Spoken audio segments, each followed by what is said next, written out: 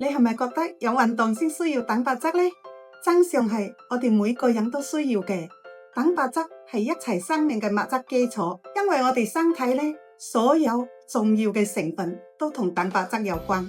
佢幫助我哋構建同埋修復組織，調節生理機能，提供能量。隨着年齡嘅增長，蛋白質變得更加關鍵啦。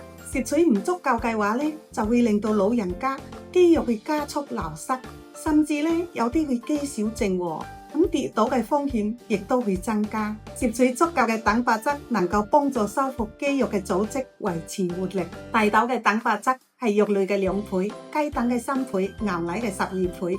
而且呢，佢裡面嘅好多營養成分呢係肉類裡面冇嘅，咁亦都唔會為身體帶嚟負擔喎。